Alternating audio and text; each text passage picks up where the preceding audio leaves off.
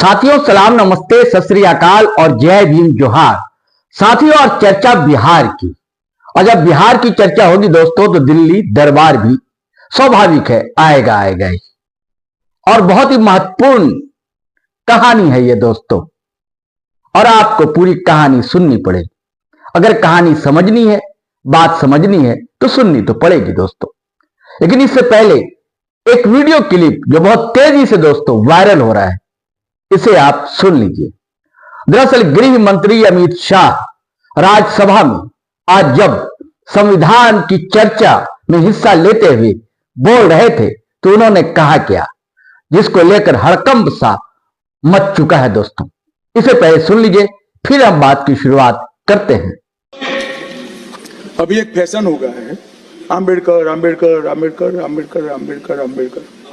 इतना नाम अगर भगवान का लेते तो 7 जन्मों तक स्वर्ग मिल जाता। साथियों अब जाहिर है इस बयान को सुनने के बाद एनडीए के जितने घटक दल हैं उन्हें बेचैनी है। चंद्रबाबू नायडू हैं, चिराग पासवान हैं और सबसे खास नीतीश कुमार यानी जदयू। तो दोस्तों आज बिहार की चर्चा होगी, और जब बिहार की चर्चा होगी तो सियासत की भी चर्चा होगी। और जब बिहार की चर्चा हो, सियासत की चर्चा हो, तो नीतीश कुमार कैसे ना बीच में आएंगे।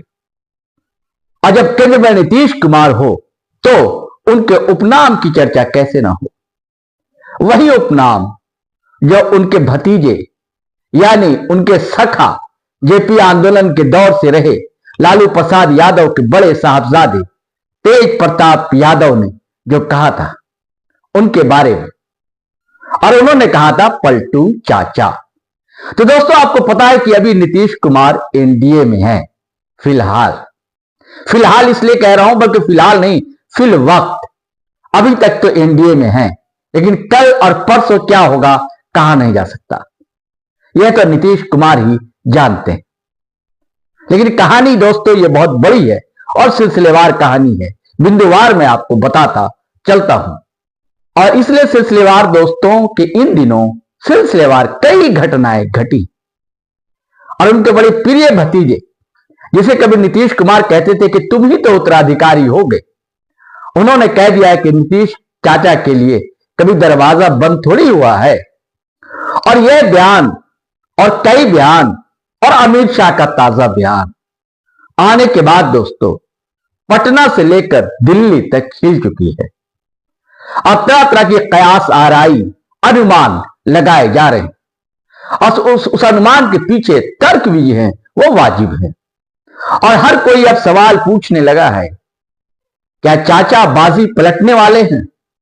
कब बाजी पलटेंगे चाचा? दोस्तों इस वीडियो में हम सारी कहानी को समझने की कोशिश करेंगे, सारे घटनाक्रम और बयानों को डिकोड करने का प्रयास करेंगे कि आखिर ये सवाल क्यों उठने लगे हैं और आखिर इसके पीछे वजह क्या है। लेकिन इससे पहले दोस्तों आपसे वही आग्रह है, गुजारिश है कि अगर आपने हमारा चैनल सब्सक्राइब नहीं किया है तो जरूर कर लें, और दोस्तों कर लिया है तो ज्वाइन बटन दबाना हरगिज ना भूलें। और साथियों जीटी रोड लाइव एक अकेला प्रयास है, हम चाहते हैं कि आप हमारे साथ आए, थोड़ी बहुत आर्थिक मदद आप करें तो हमें ताकत मिलेगी, बल मिलेगा। हमारा यूपीआई नंबर है साथियों 8083557257। आप इस पे गूगल पे, फोन पे, पेटीएम कर सकते हैं। और साथियों वीडियो को धड़ाधड़ फटाफट खटाखट लाइक करें, शेयर करें, कमेंट करें, और थोड़ी देर की ब्रेक लेने दें, फिर अपन मिलते हैं।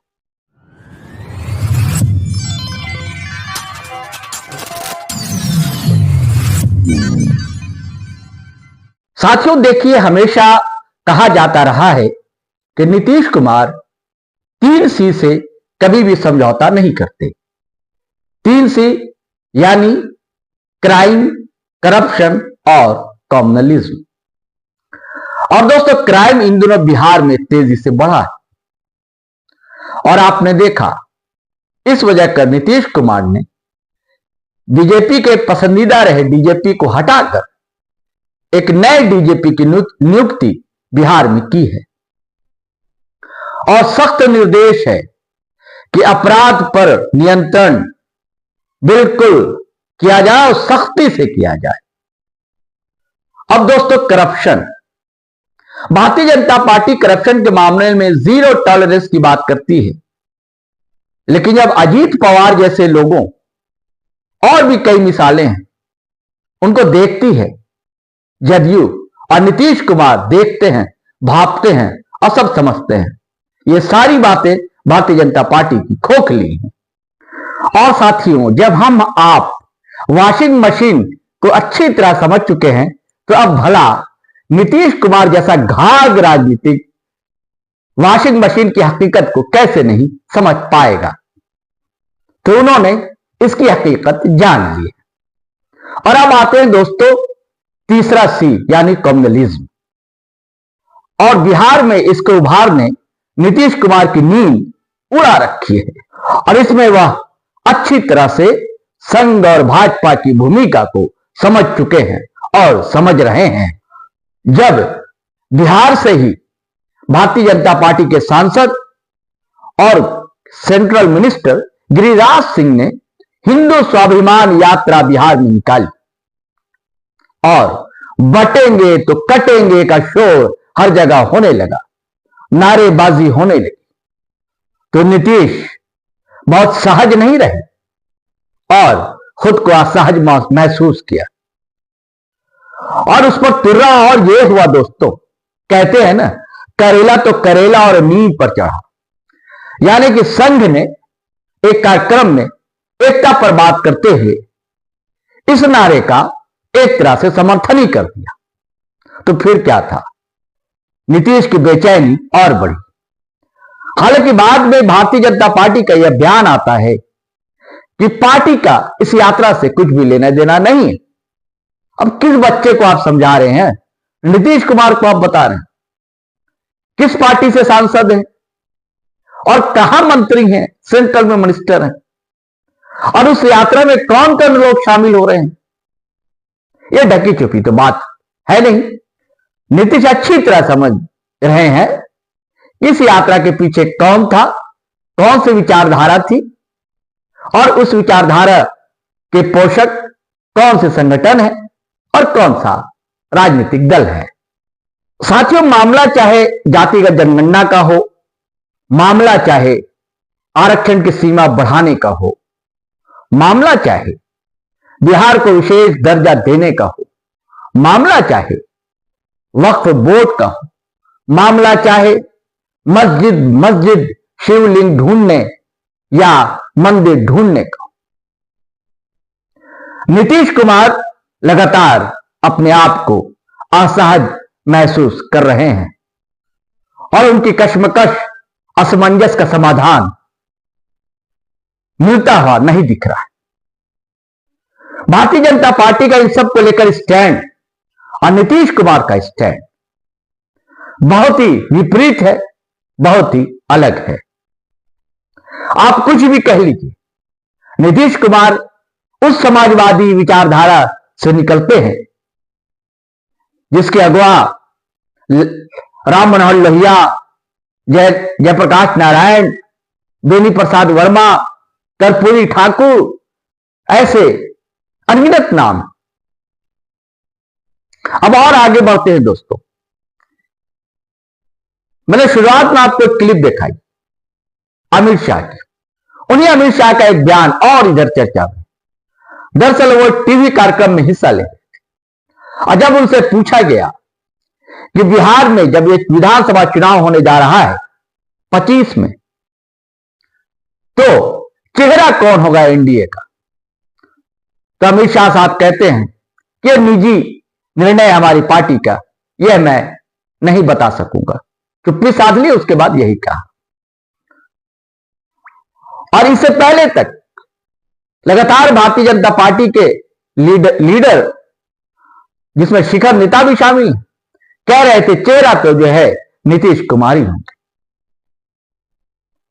और इस बयान के बाद उसी टीवी कार्यक्रम के शो में तेजस्वी यादव से जब ऐसे ही कुछ सवाल पूछा गया तो उन्होंने कहा हमने तो आज तक जाना ही नहीं कि चाचा के लिए कोई दरवाजा भी होता है हमारे यानी कि एक तरह का निमंत्रण और एक तरह की दावत। और इन दोनों के कई सियासी माने निकाले जा रहे हैं और निकाले जाने चाहिए भी। और पटना में भी यही बात तेजस्वी यादव ने एक पत्रकार से दोहराई जब उनसे पूछा गया, और उसके बाद उन्होंने एक जो योजना शुरुआत की है कि हमारी सरकार आएगी तेजस्वी यादव ने, तो माई बहन मान योजना 2500 रुपए महिलाओं को, बहनों को दिए जाएंगे। और उन्होंने यह भी कहा कि चाचा इससे इनकार कर दे, इसका विरोध कर दे, हंसते हुए कहा, और चाचा ने इनकार भी नहीं किया। और एक और खास बात दोस्तों, जब अमित शाह उस टीवी कार्यक्रम में यह बयान दे रहे थे उसके कुछ ही घंटों बाद नीतीश कुमार की महिला सम्मान यात्रा शुरू होने वाली थी। नीतीश कुमार ने तुरंत उस यात्रा को स्थगित कर दिया। जी क्या माने हैं इसके। और कुछ बातें और बहुत बड़ी है दोस्तों, इधर लगातार बैठकें हो रही हैं दिल्ली में भी। पटना में कब हो रही है भनक ना लग जाए, दिल्ली में हो रही है भारतीय जनता पार्टी की बैठक।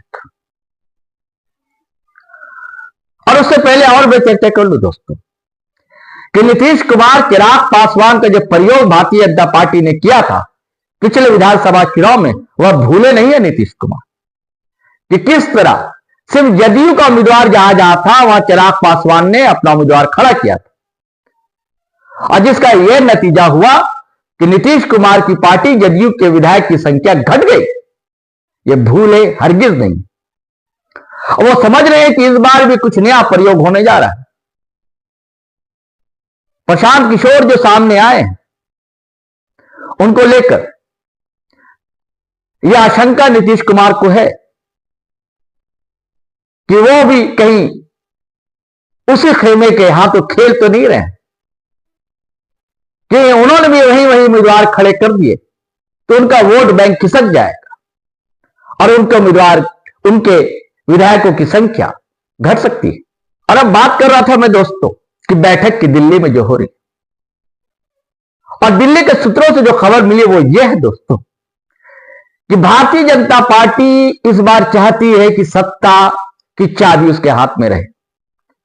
देखिए भारतीय जनता पार्टी को मलाल है कि उसका मुख्यमंत्री बिहार में अब तक नहीं हो सका, तो इस बार चाहती है कि मुख्यमंत्री तो भारतीय जनता पार्टी का हो। और वो खुलकर कहने की भी स्थिति में नहीं है कि नीतीश कुमार हमारे चेहरा नहीं, लेकिन मन ख्याली पुलाव तो पक रहा है कि सत्ता की चाबी हमारे हाथ में। देखिए आपको पता है कि कार्यकारी अध्यक्ष जो हैं अभी संजय झा जदयू के, और संजय झा अमित शाह के बहुत ही करीबी बताए जाते हैं। और इस बात को कभी नीतीश कुमार भी कह चुके हैं कि उनके कहने पर हमने संजय झा को पार्टी में लिया। तो कहा जा रहा है कि संजय झा के का इस्तेमाल भारतीय जनता पार्टी करना चाहती है। और प्लान यह है दोस्तों कि चिराग पासवान और प्रशांत किशोर जैसी भी मदद करें, लेकिन एक और बड़ा प्लान यह है कि भारतीय जनता पार्टी के नेता 25 से 30, उसकी संख्या 35 भी हो सकती है, जदयू के टिकट पर चुनाव लड़ जाएं।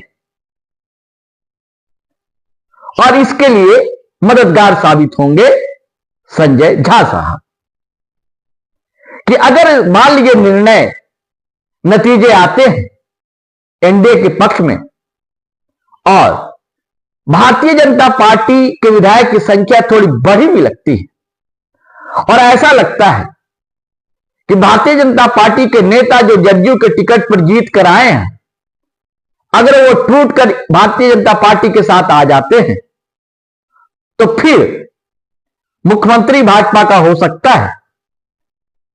जी यह योजना दरअसल है, यह बड़ी योजना है।